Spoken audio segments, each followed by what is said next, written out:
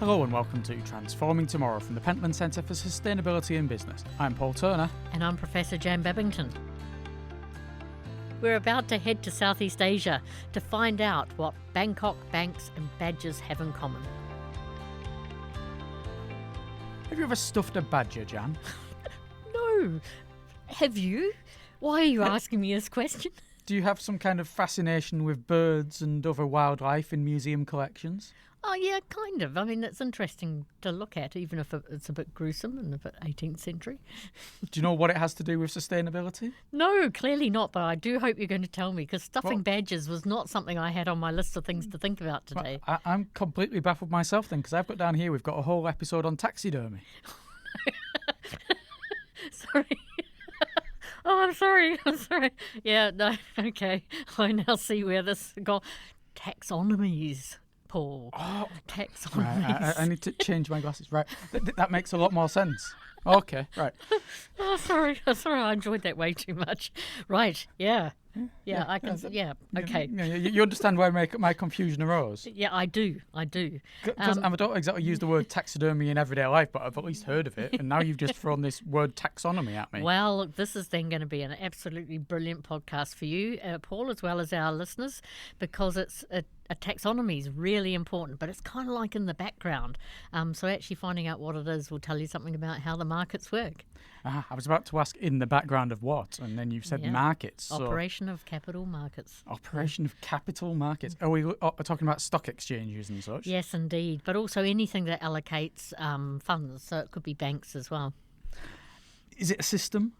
Is it something? Yes. So we're talking systems. I feel like it's like this is now 30 questions for you, trying to figure out what we're actually talking about today. I'm really disappointed. I had 5 questions about how you stuff a badger, and now I can't ask them. Well, yeah, hang on to them for a different podcast, Yeah, right. I think. Can you bring on someone from museums for a future episode so that we can talk about it? I will do my best. I'll cross these out then. Right, that's it. Right, no more questions about those silly animals. Okay, so we're going to be talking about taxonomies. We're going to be talking about business markets, capital markets, and we're going to be talking about them with a very nice colleague of mine who I worked with in Birmingham, but who also I had the pleasure of examining her PhD when she was at the University of Manchester. Yes, we're going to be joined by someone who is a researcher and social scientist based in Bangkok, Thailand, someone who previously was with the University of Manchester and Birmingham, and someone who very soon will be starting a new role with the Thai Stock Exchange. So we're going to say hello to Charika Channuntapipat. Hello, Charika. Hello everyone. Hello, Paul and Jan. I apologise, Thanks for the Charika. kind introductions. I apologise, Charika, if the start of this episode made you think you were on here to discuss how to stuff various wild animals and things like that. I've now understand where my mistake was. It's definitely nothing to do with that. We're going to be talking about taxonomies, not taxonomies or taxidermy, but we're going to be talking about taxonomies and the sustainability aspect of them. And the other great advantage of talking to Charika is that we'll get a chance to think a little bit more about what's happening in Thailand as well. Yes, because while we say you've been at the University of Manchester, the University of Birmingham, you are now in Bangkok. Can you tell us then a little bit, as our first guest from Thailand on this show, the key issues that there are in Thailand with respect to sustainability and sustainability in business? Yeah, so as Jan mentioned, so I used to be in the UK, and then I moved back after the COVID hits the world, and then I came back to work in research policies and working on the sustainability and also the intersection with that with the business practices. So for all the listener who may not familiar with Thailand, it's I can call it like upper middle income economy in Southeast Asia, and also a major like global exporter as well, particularly if you imagine like food, agriculture, automobiles, electronics, and also tourism. Because of this, when we talk about sustainability in Thailand, it's not just environmental issues. It's about also increasingly economic competitiveness of the country, supply chain access to the world, and also investment credibility as well. So if you think about this on the policy side of things, Thailand has strengthened its climate governance in recent years. So that's why we're going to talk about taxonomy today. So we have a key institutional development that involve the establishment of the Department of Climate Change and Environment, which now plays a central role coordinating roles across mitigation, adaptation, and climate planning. So this has helped a lot in consolidate responsibility that were previously quite fragmented, I would say. And also like Thailand hasn't updated its climate commitment just recently.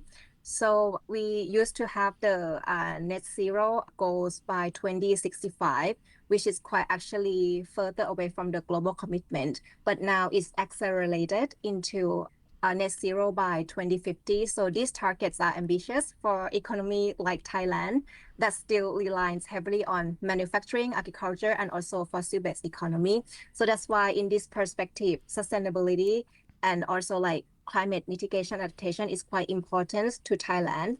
With that, financing or the money that we actually need to kind of expedite that goals is actually also come into play as well.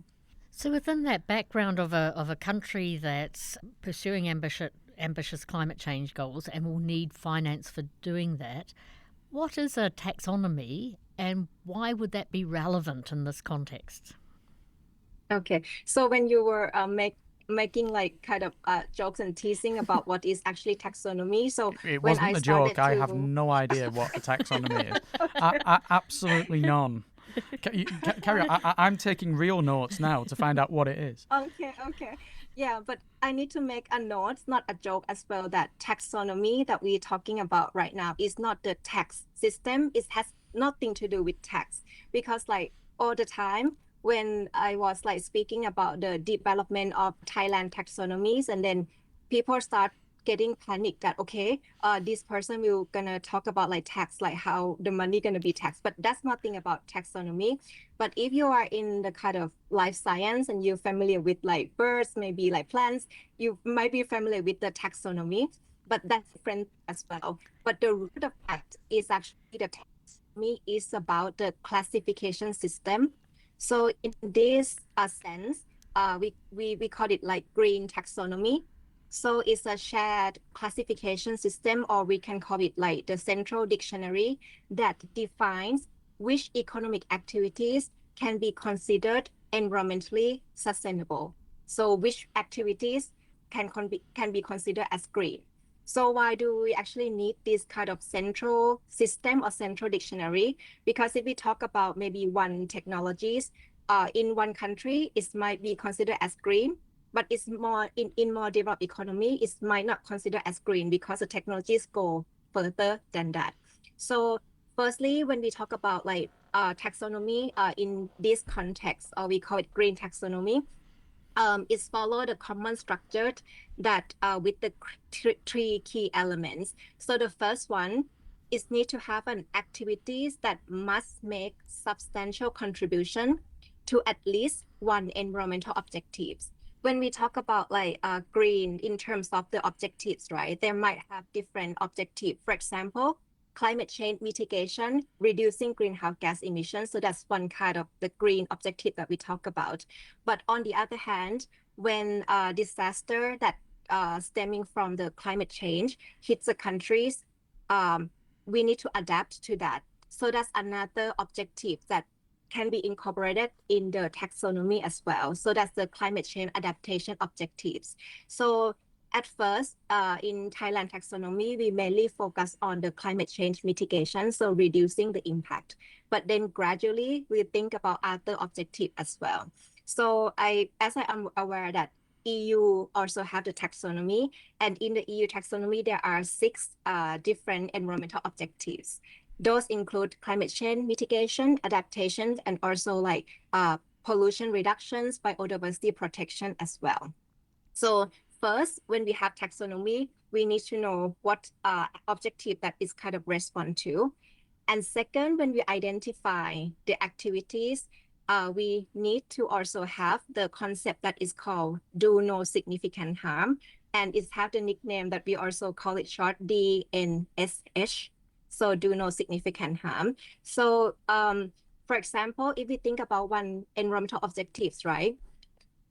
That activities has to have to do no harm to others. So just give you a kind of easy example. For example, if you would like to reduce greenhouse gas emissions and we use the solar panels, energy from solar panels, but then we need a lot of spaces to actually implement that solar panels. So we deforest and also try to use that area to implement our solar panels. So that cannot be considered as green, because even though it's respond to the climate change mitigations, but then it's harmed the biodiversity protections and also other green objective as well. So not just as the contribution to one single objective, but it need not to have no significant harm to others also. So with that, we have come to the third element of the taxonomy, which is the minimum social safeguard, or MSS. So these typically relate to labor standards, human rights, community impact, and also compliance with basic laws and international norms. So with this, you can see that green taxonomy is not just about green, but it's also involved like people and also the environment around the activity as well. So I think that's why it's what makes taxonomies powerful is that we move sustainability away from vague labels towards like testable, decision relevant criteria that help investor, banks, maybe companies and regulators to talk about sustainability using common reference point. So it's a pretty, I'm looking at Paul now, that's pretty nifty, isn't it? It is. It is. Yeah. I do see how stuffed badgers could come into it, because if you were to build all those solar plants, get rid of the forests, and there's lots of dead badgers as a result, then you'd have to stuff them. Yes, and it wouldn't meet the minimum social safeguard of... There'd be no of not harming badgers. Yes, no. It would be harming the nature and biodiversity aspect whilst improving the solar power and the lack of gases going into the system, etc. Yes, no, it does. It makes a lot of sense. It's tying everything together in the whole of the sustainability world. Yes, that is. Yes. It's pretty... I think they're just like a really fascinating design.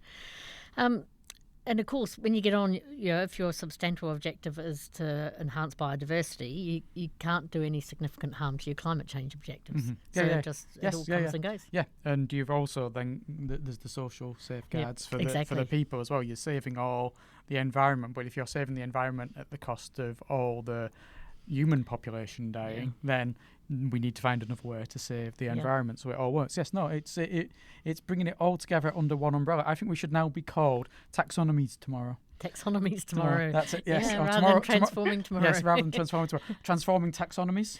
Is that? I feel now that I've used the word, I think we should just use it all the time. I can understand where that comes from. We'll take that under advice. I don't know that many people would understand the title of our podcast anymore, but those that did, they'd really understand it. They'd really appreciate it. Yeah. So Charika, tell me how you became interested in taxonomies, and what is your experience of trying to develop one within the context of Thailand?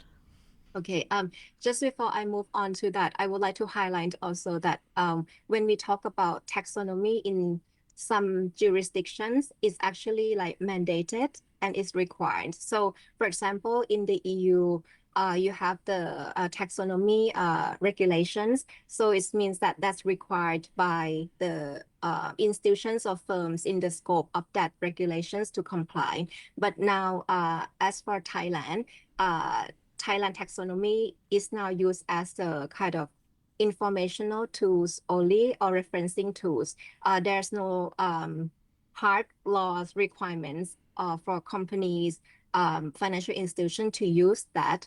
But then it's kind of the market expectations and also maybe like expectation from regulators that company financial institutions starting to internalize how this categorization works and also maybe use this as a reference point to adjust their internal decision makings also. So it's not required yet, it's still voluntary, but there's expectation from the market. So I think it's a little bit like contrasting to like EU taxonomy a little bit, that is more kind of the requirement and mandatory more or less. And the reason that I'm interested in taxonomies, I think my interest in taxonomies like came through like policy work. Rather than just like financing and the money alone. My previous workplace or institutions called Thailand Development Research Institute. So we work on policy research. And also in my area, I'm interested in any policy ecosystem or mechanisms that promote private sectors to act in a more sustainable way or less unsustainable way. So I think taxonomy is one of the tools that kind of nudging companies or financial institutions or any institutions to do that. And as I mentioned, I worked on business and sustainable development policy, initially focusing on disclosure framework and standards. So that's another kind of more or less mechanism, regulations or framework that companies to behave in a certain way as well. So over time, I became more interested in sustainable finance too, and that's why it's bring me to projects that on the development of Thailand taxonomy.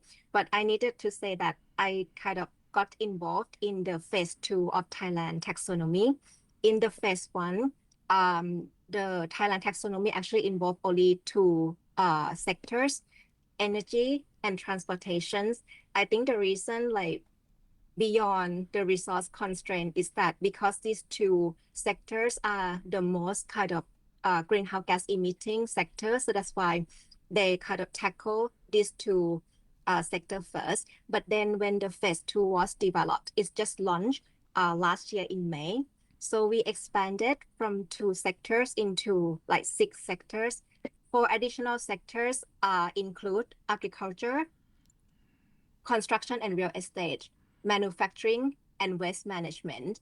So these are all 6 sectors together that Thailand have. And one of the interesting questions that I also got asked by many people like in Thailand or outside Thailand. So why do Thailand need Thailand taxonomy? Because the EU have, and we not just kind of use EU taxonomy.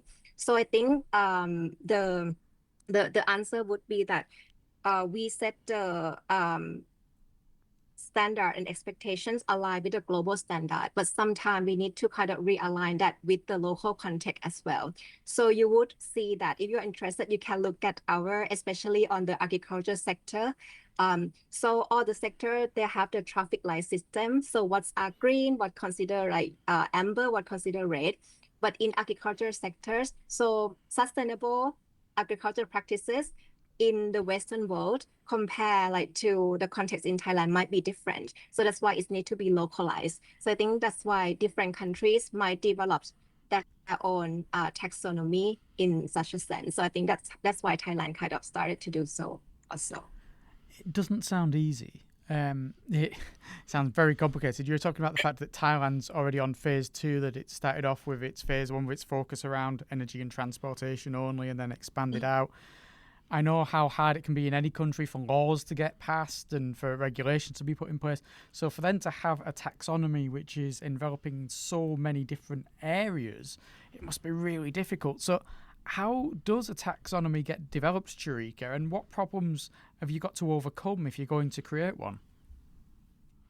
Yeah, I think you like hits on the right points. Like Paul, it's kind of a messy process, I would say. So as I mentioned, I involved in the second phase of the development of Thailand taxonomy, right? So we, like the steering committee, actually learned from the development of this in the first phase as well.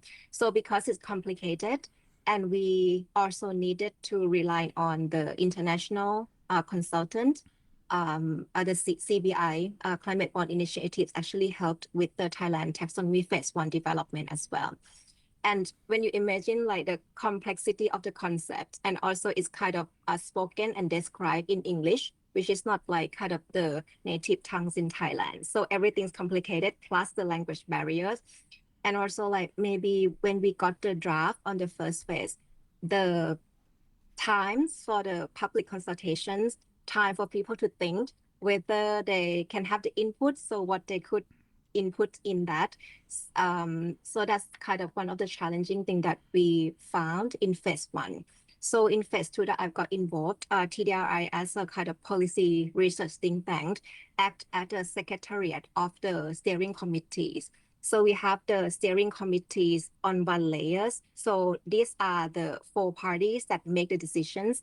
But then on the outer layers, so we have the expert groups and also working group in another 2 layers as well.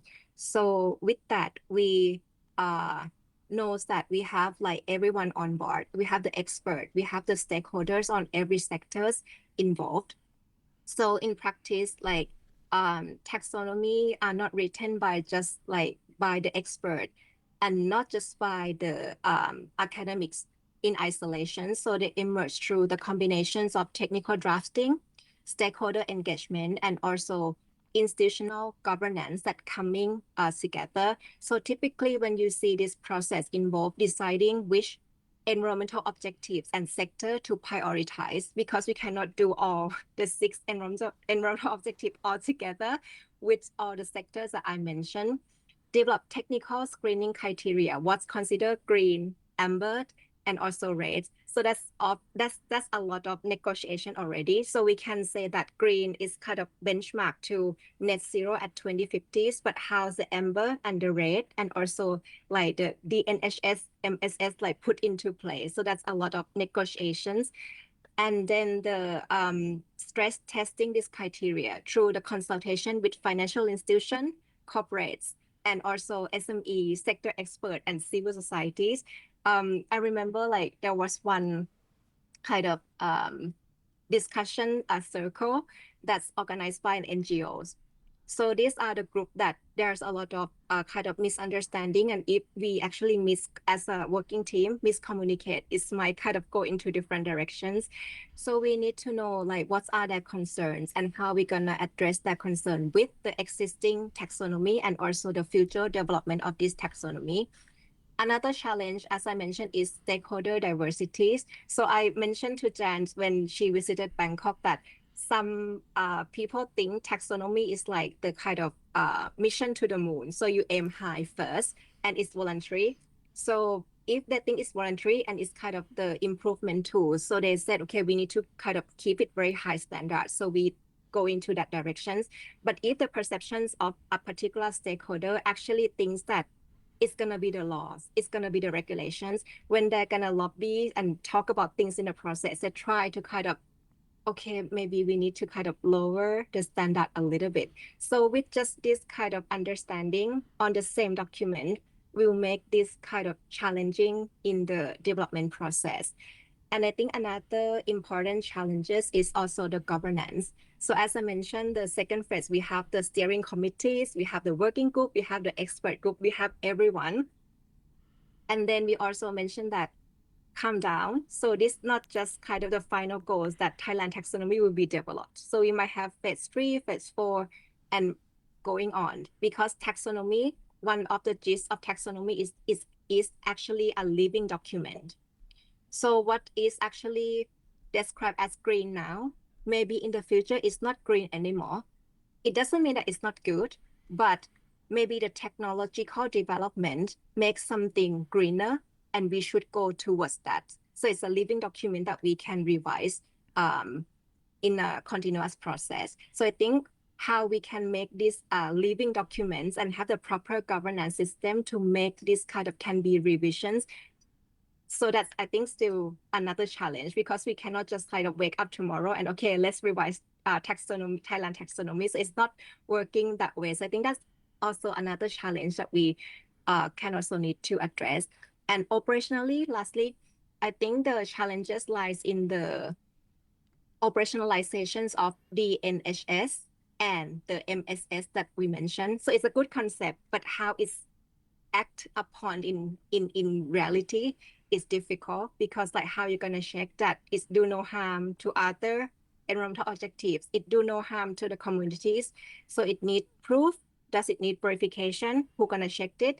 So these are all the questions that Thai stakeholders always ask the steering committee.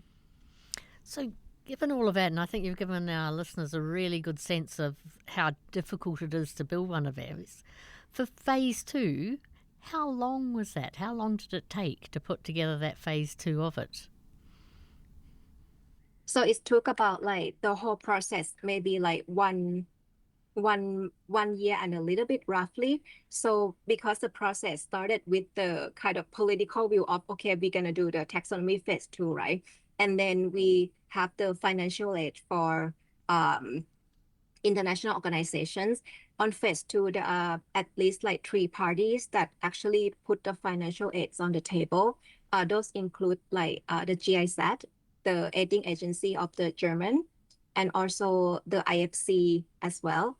And then ADB, Asian Development Banks, also like put the resources all together because we developed 4 sectors, which is quite a lot of work. So these 3 parties actually like put the financial aid on the table. And then we need to kind of send all the invitations to working groups, expert groups, so that we tell them that please be on board on this development. And also like many rounds of revisions, and also like many rounds of focus group with the working team, with the steering, and also with the expert. And also like after that, we have the kind of last round of the public hearing. And we need to also like leave that plenty of time for people to actually like comment on. We incorporated comments. So that's the TDRI's kind of main duties, also like kind of incorporated and analyzing all the comments as well. So we got a lot of comments coming in. And then we revised based on the comments and do the launching. So that's happened in May 2025. Yeah. I think you'd be eating, sleeping, and dreaming it by the end of all that. Yes. How common are taxonomies then, Charika? You've talked about Thailand, you've talked about the EU. Are there other countries that have them in place? Are there other countries that are currently developing them? Yeah, so I think taxonomy has become like quite common, I would say globally. So if you are interested, like which countries actually have their own taxonomy, you can like put into Google like taxonomy countries updates. So there are updates all the time in terms of the status of different countries who have their own taxonomy. For example, like we have EU, definitely the region like taxonomy. ASEAN also like have their own taxonomy as well. I think Australian is taxonomy is under development, and also like I think Brazil is under development. I'm not really sure how far it will go in terms of the finishing, but if you look at the world map in terms of how taxonomy are developed, either it's kind of developed and implemented already, or it's under development. But interestingly, so I think this rapid growth in development of taxonomy reflects the real demands, and the markets actually wants consistent definitions to guide capital allocations and reduce what's called greenwashing. At the same time, it creates challenges around fragmentation and comparability. So you might worry that, oh, whether Thailand taxonomies can be interoperable with like ASEAN, for example, or the EU. And that's why the global conversation has shifted from asking, should we have taxonomy, to how do we make them interoperable and comparable? So with this interoperability does not mean identical rules everywhere, because it's still kind of like coming to the local context, as I mentioned, but it means that having enough shared, structured, and transparency that different system can be compared and understood. So you see the development of the common ground taxonomy that, if I recall correctly, like EU and China kind of come together to develop this common ground taxonomy to look at what's are in common that we can call green, so that the investment flows go into that activities that we understand it's commonly as green.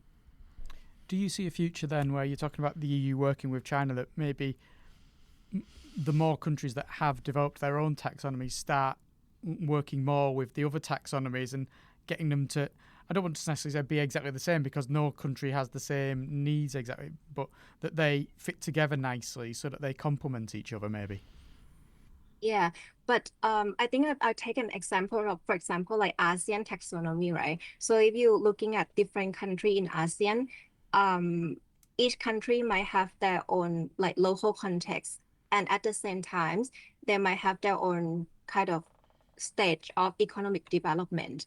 So, for example, if we set the criteria very, very strict, it might be challenging to a certain countries that's still kind of on development of the economies and still need to have like kind of greenhouse gas emissions for that development. So I think when comparing like ASEAN to Thailand, maybe like the kind of stringent or maybe like the strict of the criteria, it might be different.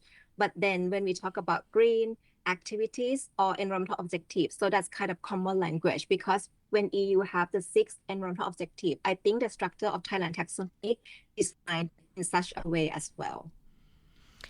So, given that the phase 2 is completed, what work do you anticipate the taxonomy will do now? Like, will it reallocate capital flows or lead to other outcomes? Yeah, I can see that Thailand taxonomy doing several kinds of works, and we started to see how it used already also. So as I mentioned, it acts as an information tools for capital raising and project development. So you see, for example, certain companies like issue green bonds, and then like when you issue green bonds, right, and your investor, you might kind of get a little bit lower interest in returns because you would like to kind of channel that money to more environmentally friendly activities. But then as an investor, you might ask, how can I make sure that my monies go into like green activities? So you cannot really go there and check whether like house company does or where the monies goes. But then those companies who issue like green bonds or these types of bonds, so they will have the frameworks that describe so what's actually green in their activities and how they use the proceed. So with that, you can see the referencing to maybe EU taxonomy or Thailand taxonomies. So you know that, okay, if you would like the central definition of greens and how your money will be invested and used, so you're referencing back to this kind of framework. Not just like issuance of a green bond. So that's actually used for the loans as well. So if you are financial institutions, you would like to grant or lend the monies to companies. So you would like to lend the green money to green activities. So how would you know that that activity is actually green? Again, it's come back to the sustainable finance framework, which will be linked to the taxonomies, maybe EU, maybe Thailand. So that's also kind of the use of taxonomy, which is quite common in Thailand. And there was one case as well when we launched Thailand Taxonomy Phase 2, and the usage is linked to the agriculture sectors, because with the agriculture sectors, you might think about like plants and animals. We also have the aquaculture as a subset of that agriculture sector as well. So you see one of the seed company actually kind of raised the funds, blue loans, to fund their sustainable procurement of, for example, so that how we know that this sustainable procurements, so it's linked back to the criteria in Thailand taxonomy in that agriculture sector taxonomy also. So that's the use of kind of loans and also green bond issuance. Another example that we'll see is on the disclosure and internal management. So when Thailand Taxonomy Phase 2 was launched, there was a kind of one energy companies telling us the story about like how taxonomy is used to align the disclosure on capital expenditure, operating expenditures, and also revenues. And I also asked the management who presented this information, is it just for the kind of external disclosure to show like how green your revenues, how green your capital expenditure is? And she told me that it's not just about kind of external portrayal of how green they are, but actually when she presented this information classification to the board of directors, the board of directors are actually interested to see if we use this classification system and work backwards. to many years of our operations, and also looking forward into the forecasted informations, how the transitions and how the information categorization look like. That transition So, element is really interesting, isn't it? yeah. Because it actually gives a planning horizon. I think that one thing is that's quite interesting as well, that when a lot of energy companies are promising the public that they will go green, right? But when you look at the revenue elements, maybe a lot of revenue elements coming from fossil-based economy. And then the question would be asked to them, like, how you saying that you are going green? And they say, hey, if you look at our revenues, it might be kind of red, not green yet. If looking at our capital expenditures currently, you see that the new investment can be classified as green. So you use that information to kind of, this is the time that we invest in green technologies and green capital expenditures that will lead to the green revenue in the future. So, Charika, we're coming towards the end then. I'm wondering, what do you think is likely to emerge next when it comes to taxonomies? And also, what's coming next for you with your research on all of this and your work in all of this area?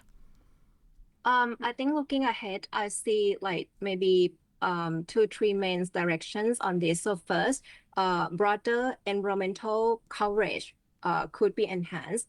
While I mentioned climate mitigation often comes first because it might be easier to measure, it might be more visible. There is a growing attention to biodiversity conservation, water pollution management, circular economy, and also climate change adaptations. So I think maybe the next attentions might be on the climate change adaptations and other environmental objectives that Thailand taxonomy need to go forward, and also many other taxonomy around the world need to also think and enhance as well. Second, maybe expanded use beyond green bonds and loans, because I think this is quite common and more visible in terms of the use into like disclosure. I think EU might kind of use this as a disclosure tools already, but I think in Thailand, we need to kind of maybe use that more to think about disclosure. That will then link to the use as a risk management tools, as I mentioned about the energy company earlier, transition planning, and also supply chain anchoring, where large firms support smaller suppliers through their procurement process. And third, maybe, and perhaps most importantly, focus on implementation and ecosystem building, guidance, capacity building, data infrastructure, and governance arrangement that I mentioned earlier also, that allows taxonomy to be used consistently and credibly, need to be developed. And I think that reflects to my own work going forward as well. I'm increasingly focused on how taxonomy interact with other types of regulations and also kind of framework. For example, now we talk a lot about international standard like the ISSB. Now Thailand will implement ISSB as well. So the question is, we have Thailand taxonomy, we have the ISSB standards, and how it kind of speaks together. What are the data infrastructure that we need so that companies, also institutions, can use this type of tools to enhance their value and transition towards like more environmentally friendly activity, not just like I have taxonomy, I need to comply, I have these disclosures that I need to comply, without thinking about the risks and also values that will coming with it. So I think that's kind of the part that I think I'll play the role in the following years. Charika, it's been a great conversation. Thank you so much for informing me and filling the gap in my brain that was around taxonomies. I now feel I understand so much more. Thank you. Thank you. Thank you, Chan. Thank you, Paul. Thank you. I can certainly say, Jan, I understand taxonomy an awful lot more than I did an hour ago. That is very good. And I hope our listeners will have that same experience as well, because it's one of those things, it's like, it's behind the scenes and it's tucked away in sort of quite technical places, but its impact on what's happening in terms of, capital allocation, but then what's happening for, changing corporate behaviour, changing corporate impacts is really important. But I suspect that 99% of our listeners never heard of it before, but there it is. And it's a concept that is certainly very important. I wonder sometimes if words like this are important to people. They see the effects, they see how it's going on. Therefore, but the word taxonomy wasn't important to them, so they haven't needed to know what it meant. But they can see how it applies now and what it actually means, even if they never need to use it in their day-to-day lives. The chance of me ever using the word taxonomy again after this podcast seems slim. Well, I think you should put it in every social conversation you have for the next month and see how you get on. Do I need to start drawing up social taxonomies for my interactions with people? Is that what you're saying? Saying I'm doing the objective, to be kind, do no significant harm, not being sarcastic at the same time. Yes. So there we are. I'm going to maintain my friendship with Stuart without negatively affecting my friendship with Bob. Exactly that. You've got it. So who do you think made the first taxonomy globally? Who do I think made the first taxonomy? Well, it seems too obvious to say the EU, but the EU do seem to just lead on anything like this. So I'm just going to say the EU. You're almost right. So theirs is maybe the most well-developed and the most well-known, but China was the first country to do it about 5 years or so before the EU, and they did it in order to be able to categorise investment, so to drive some of their development processes. So when was that? 2015. So they're all very recent things. Yeah, then. It's quite not a recent as if thing. it's been going on for decades No. and we've just not noticed it. It's that it's been going on for 10 years, 11 years now.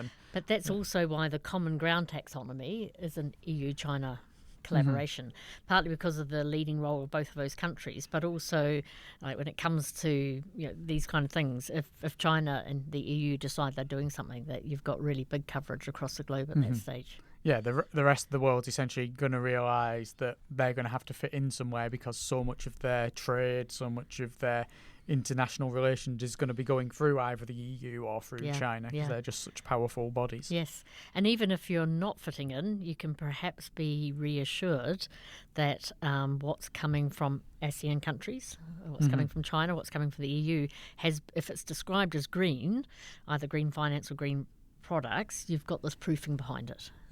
So it doesn't eliminate greenwash. There's still plenty of that around, but it's a way of trying to sharpen that up a wee bit. And considering it's been 10 years, and you can see that Thailand wasn't one of the first either from what you're saying, so therefore Thailand's not been 10 years. Thailand has been in that period of time, and it's already on phase 2, which is complete. It's looking towards phase 3, phase 4. It's recognising the need to adapt, to evolve, to look to the future and change, to recognise what actually needs to be done. Going from transportation and energy as the key focus to including agriculture, manufacturing, real estate, all those other areas, and then the areas that are almost certainly going to come into it in the future. And there's something, a phrase that was used that I just loved. It's a living document. So it's quite nice as well that it's not something that's sort of set in stone and there it is, but rather there's this ongoing evolution. And it was good to hear mention of your favourite Thai industry of aquaculture. Yes, indeed. Yes, Thai shrimp. We've spoken about those in the past on this show. So they're going to come under the banner of this Thai taxonomy. So it might mean that the Thai shrimp you've so worried about eating in the past become your favourite delicacy. Absolutely, because the do no significant harm might include not using excess antibiotics. Yes. So that's right. It's all good stuff. It all comes in. So we've been talking taxidermy today, and next time we're going to be getting on the bus. Is that right? Yes, indeed. It's the malproposition. Two episodes with malaprops. What? Yeah, malaprops when somebody uses the wrong word. Is it? Is a malaprop a word? I've never heard malaprop. I vaguely know the concept, but yeah. Perhaps we should go past that. Yeah. Yes, from stuffed badgers to buses. That's where we're going. So we're going from taxonomies to omnibuses. Right. Omnibuses. That makes some almost sense. That's just no word for a bus, though. You'll find out it's a different word again.